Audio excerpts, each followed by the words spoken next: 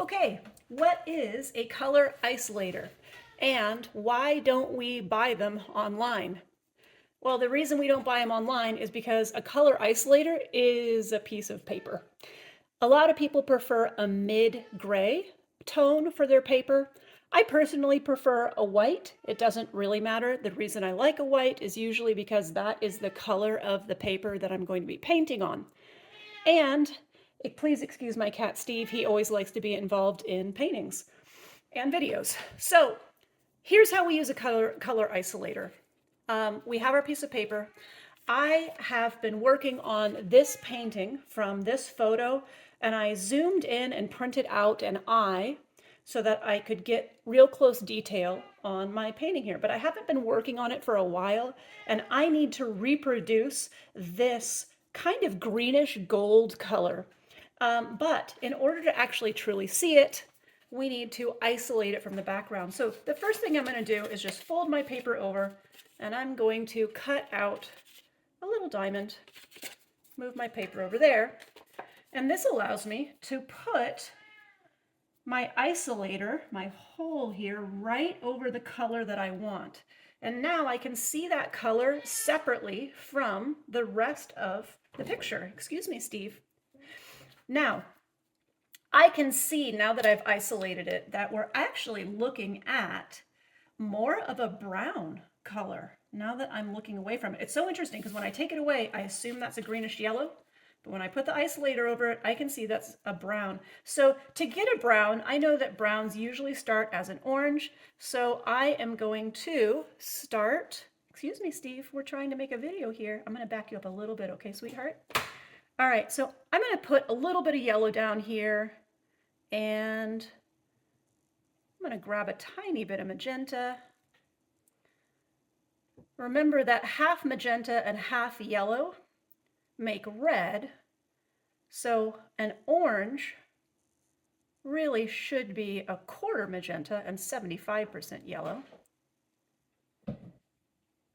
And then I'm going to go ahead and add in some black, just a tiny, tiny bit. Black can be really overwhelming, so I'm going to start slow.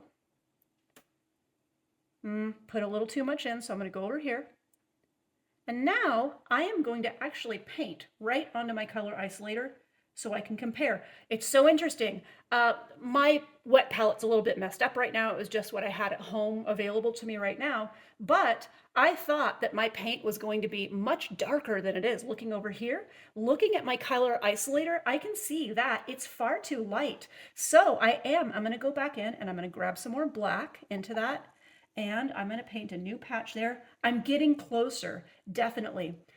What I can tell though, even just looking here, is that my color is just a tiny bit too cool. It has a little bit too much yellow in it. So I'm going to bring in a tiny drop more magenta over here, mix that in, mix a little more black in. I'm going to bring some black over from my well of it over here. And let's see what I have now. Ooh, much, much closer. Remember, acrylics dry darker than they appear when they're wet, which is such a unique characteristic of them. I've added a lot more magenta in. Let me see. Oh, I'm way, way, way closer here. Yeah, I'm getting right where I need to be in terms of comparison. And to be honest, given that I know it's going to dry darker, this might be even just a little bit too dark.